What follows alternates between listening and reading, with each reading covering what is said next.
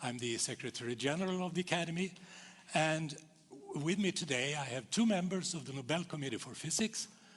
On my right, Professor Tors Hans Hansson, who is the chairman of the committee, and on my left, Professor John Wetlaufer, who is also a member of the committee. The Academy met in session this morning. We have taken the decision on the Nobel Prize in Physics. We have contacted the laureates, and now we're here to tell you about it. I will read the announcement first in Swedish and then in other languages. Professor Hansson will make some remarks on behalf of the Nobel Committee, and Professor Wetlaufer will present to you the science behind the prize. Kungliga Vetenskapsakademin har idag beslutat att utdela 2021 års Nobelpris i fysik för banbrytande bidrag till vår förståelse av komplexa fysikaliska system. Den ena hälften av priset utdelas gemensamt till Shokuro Manabe och Klaus Hasselmann för fysikalisk modellering av jordens klimat, kvantitativ analys av variationer och tillförlitlig förutsägelse av global uppvärmning. Den andra hälften av priset går till Giorgio Parisi för upptäckten av hur oordning och fluktuationer samverkar i fysikaliska system från atomära till planetära skalor. The Royal Swedish Academy of Sciences has today decided to award the 2021 Nobel Prize in Physics for groundbreaking contributions to our understanding of complex physical systems. One half of the prize is awarded jointly to Shokuro Manabe and Klaus Hasselmann for the physical modeling of Earth's climate, quantifying variability and reliably predicting global warming. The other half goes to Giorgio Parisi for the discovery of the interplay of disorder and fluctuations in physical systems from atomic to planetary scales. Die Königliche Schwedische Akademie der Wissenschaften hat heute beschlossen, den Nobelpreis für Physik des Jahres 2021 zu verleihen. Eine Hälfte geht gemeinsam an Shokuro Manabe und Klaus Hasselmann für das physikalische Modellieren des Klimas der Erde, die quantitative Analyse von Variationen und die zuverlässige Vorhersage der Erderwärmung. Die andere Hälfte geht an Giorgio Parisi für die Entdeckung, wie das Zusammenspiel von Unordnung und Fluktuationen physikalische Systeme von der atomaren bis hin zur planetarischen Ebene bestimmt.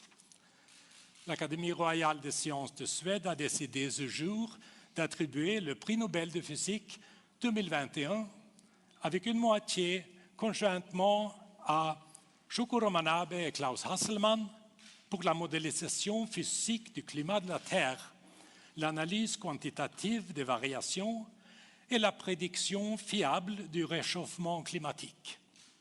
Et l'autre moitié à Giorgio Parisi pour la découverte de comment le désordre et les fluctuations interagissent dans les systèmes physiques d'échelle atomique à planétaire. Korolievskaja Akademija nauk решила сегодня присудить Нобелевскую премию по физике одну половину Порвну Shokuro Manabe и Klaus Hasselmann за физическое моделирование климата Земли, количественный анализ вариаций и надежный прогноз глобального потепления. А вторую половину Giorgio Parisi за открытие того, как беспорядок и флуктуации взаимодействуют в физических системах от атомных до планетарных масштабов. And you see the new Nobel laureates on the screen above us. Here are some brief biodata. Shokuro Manabe was born in 1931 in Shingu in Japan. He got his PhD from the University of Tokyo, and he is, since many years, senior meteorologist at Princeton University in the United States. Klaus Hasselmann was born in Hamburg in Germany, also in 1931. He got his PhD from the Georg August Universität in Göttingen, and he's now at the Max Planck Institute for Meteorology in Hamburg. Giorgio Parisi was born in 1948 in Rome, in Italy. He got his PhD at La Sapienza Università di Roma in 1970, and he remains at La Sapienza as professor. With that, I'd like to ask Tors Hans Hansson to make some remarks on behalf of the Nobel Committee. Hans, please. Thank you. So, many of you might believe that physics is only about simple and ordered phenomena, like the Earth in its perfectly elliptical orbit around the sun, or atoms that are in perfect crystal structures, or electric currents that flow predictably from the socket through the lamps or to your refrigerator. But physics is much more than this.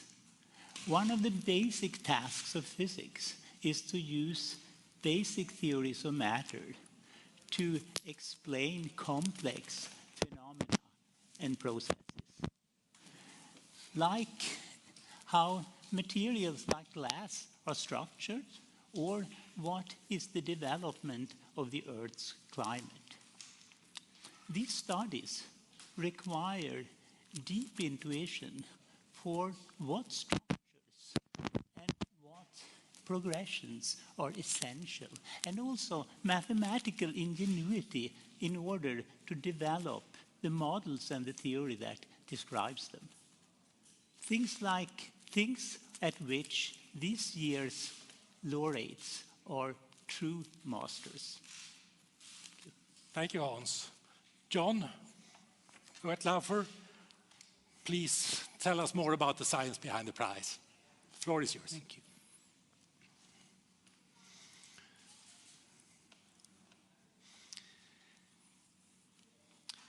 From a distance, complex physical objects can appear simple.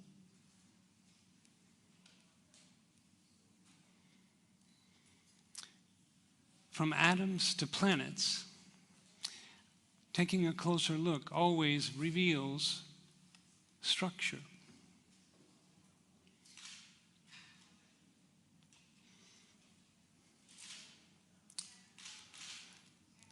We are awash in complexity at every scale that we observe. As scientists, we ask, how much detail is required to explain the observations? Must we track every water molecule to explain the ocean?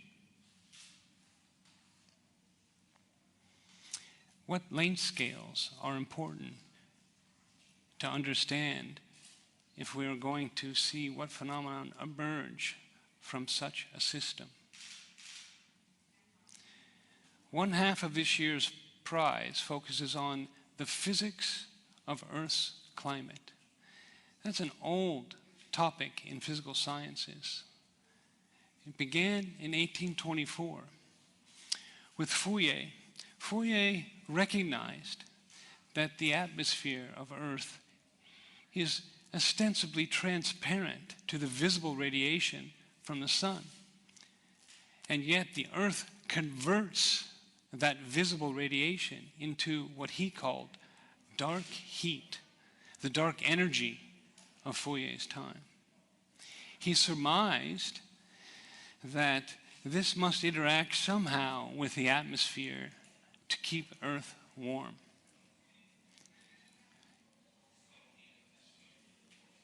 Scientists subsequently measured in the laboratory the absorption and emission of what we now call infrared radiation, Fourier's dark heat.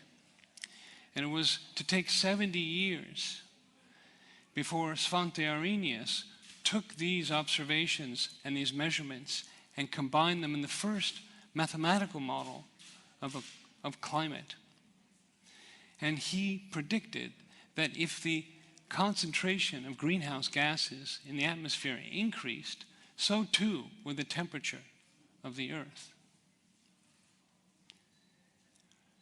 Another 70 years, 2 world wars, and the computer revolution would pass before Shukuro Manabe and his colleagues knit together this web of processes, including key aspects of the atmosphere's thermodynamics and dynamics, and made the first prediction, reliable prediction, that if you double the carbon dioxide in Earth's atmosphere, the Earth's surface temperature would increase by 2 degrees Celsius. And about the same time, Edward Lorenz taught us about chaos, that the weather is chaotic. It evolves rapidly and becomes unpredictable after about a week. Could it be that Lorenz's chaos was noise to the climate? So thought Klaus Hasselmann. He made the analogy between the rapidly varying weather and the slowly varying climate and Brownian motion from Einstein's theory, whereby rapid collisions of water molecules with pollen grains displace them slowly over time. He then predicted that the weather on timescales of days influences the ocean on the timescale of years. He went further with these ideas, and he constructed a systematic statistical way to compare measurements, observations, and models to extract the fingerprints of particular physical processes in the climate system. Galileo peered into outer space with his telescope. Giorgio Parisi peered into inner space with mathematics and asked questions about apparently banal materials like glass that were deep and impacted many areas of physics. We're used to taking a liquid like water and cooling it under normal circumstances. It freezes into a periodic, well-ordered structure. However, if we freeze the liquid very rapidly, it becomes another body. We call it amorphous. It has attributes of both solid and liquid. We can understand the difference between these systems in daily life because we see them in glasses all the time. Glasses fracture like a solid and yet flow like a liquid. We can consider their energies, their energy landscapes. The periodic solid has a simple landscape. A particle in a bowl can only find one place to rest. In a glass, the landscape is complex and rugged. It's not clear where particles will reside. They are frustrated. Giorgio Parisi studied a magnetic version of a glass called a spin glass. Imagine that we can decorate this triangle with magnets that can either have their north poles up, north poles down, or they can flip between north up and north down. Okay. However, we have the stricture that no two corners can have the same orientation. So when we place the third, it breaks the stricture, it breaks the rule. So another one must flip, which drives the flipping of another one, and so forth, forever. The system is perpetually frustrated. Giorgio Parisi tamed this frustration, this complicated landscape, by building a deep physical and mathematical model which was so broad that it has impacted a vast range of fields far beyond spin glasses. From how granular materials pack, to neuroscience, to how we compute, to random lasers, and to emergent phenomenon far beyond what he envisioned in the 70s when he started this work. Thank you very much, John. And it's now time for questions from you, ladies and gentlemen, in the audience. We hope to have one of our Nobel laureates with us, but I don't know if he is on yet. He is. Okay, very good. Professor Parisi, are you there? Yes, I'm here. Very good. Thank you for being with us. We are in the midst of the press conference. Welcome. Thank you to you. Okay, you have watched it. Very good. And now we have journalists from Sweden and all over the world, and I'm sure they would like to ask you some questions. Who would like to start? Thomas von Heine, thank you. Swedish Radio, Swedish TV. Swedish Television, Public Service. Congratulations, Professor. Thank you. I'm curious, your part of the prize seems a little bit different from the others, but there is a connection, I'm sure. Could you describe the connection between your half and the other half? Well, during my work, I have studied many effects of disorder fluctuations. And for example, in about 40 years ago, I did introduce a new phenomenon, what is called stochastic resonance, together with Benzi, Sutera, and Vulpiani. That was supposed to give a qualitative description of the phenomena of glaciation, of big glaciation, and give some qualitative explanation of the periodicity of qualitative and quantitative explanation of the periodicity of 100,000 years. So this idea, this was not directly related to spin glasses, but was part of my study of interplay between fluctuation in physical system. Thank you. Thank you. David Keaton over there. From the Associated Press. Congratulations, Professor, on this award. This award comes just a few weeks before the COP26 kicks off in the United Kingdom. Do you have a message for world leaders that will be gathering to take decisions on ways to limit climate change, given the work that you've done, and today as a Nobel laureate, do you have a message for them? Well, I think that it is urgent, it's very urgent that we take a very strong decision and we move a very strong pace, because we are in a situation where we can have negative, positive feedback, and that may accelerate the increase of temperature. So it's clear that for the future generation, we have to act now in a very fast way, and not with a strong delay.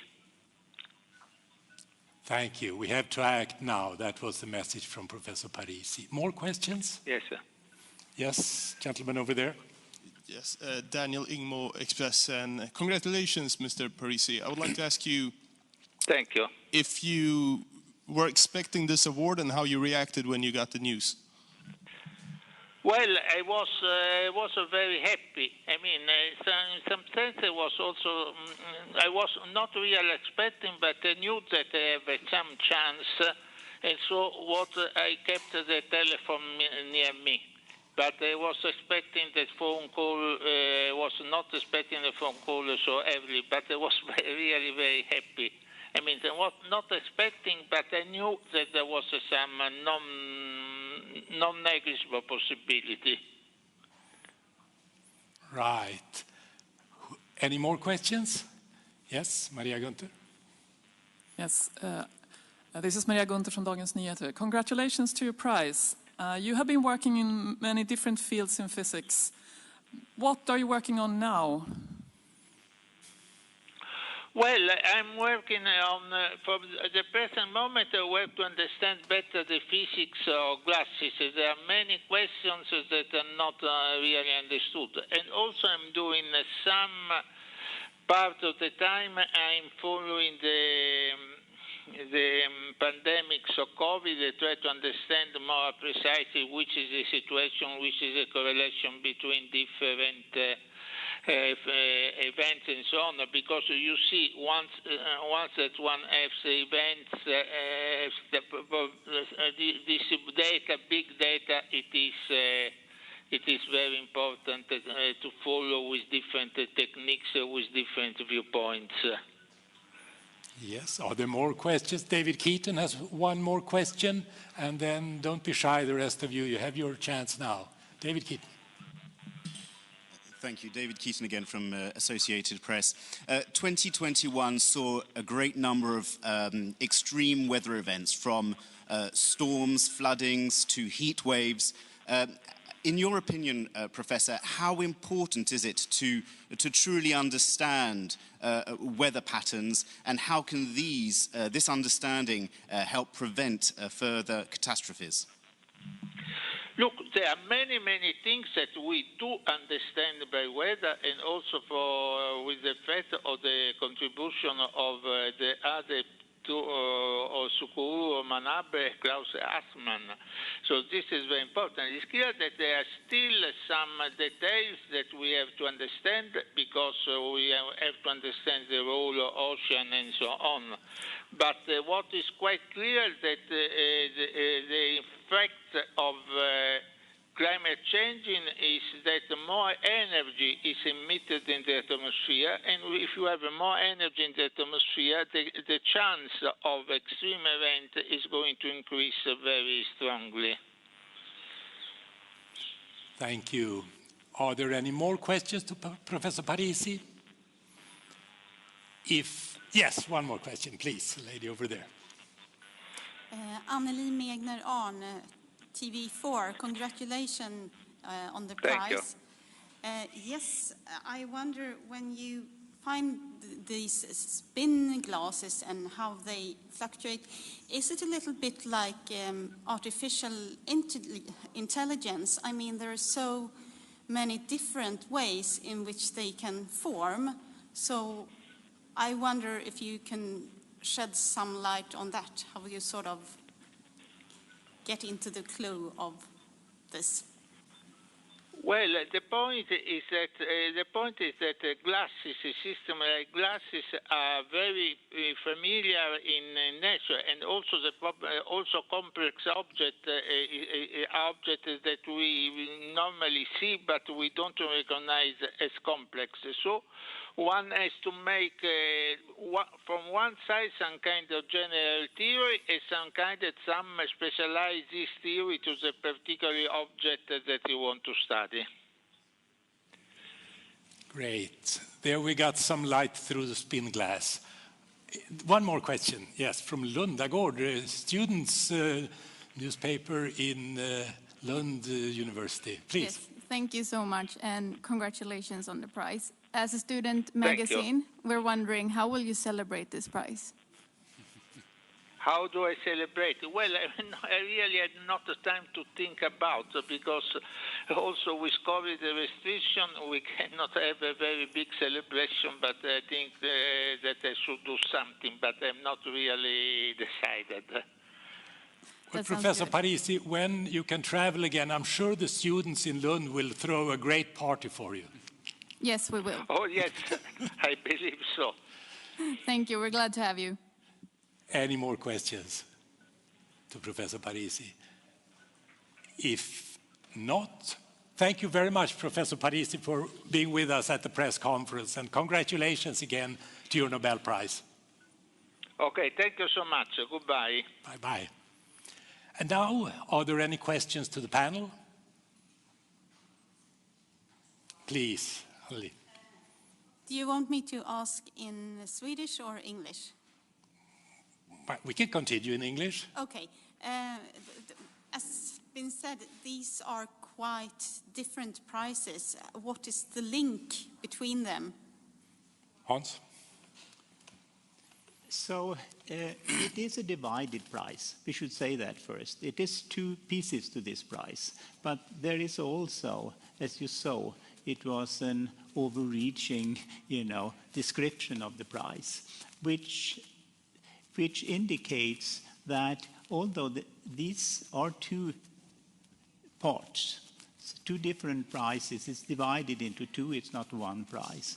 But there is the common theme that has to do with disorder, that has to do with fluctuations, that has to do with how disorder and fluctuations together, if you understand it properly, can give rise to something that we can understand and something that we can predict. We can predict what is happening with the climate in the future if we know how to encode the chaotic weather, as Professor Wettlaufer told you about. And in the spin classes, although it's a very complicated system, it's a hidden structure that you can discover if you analyze it in the correct way. And the correct way to analyze it was exactly what Professor Parisi discovered. Any more questions?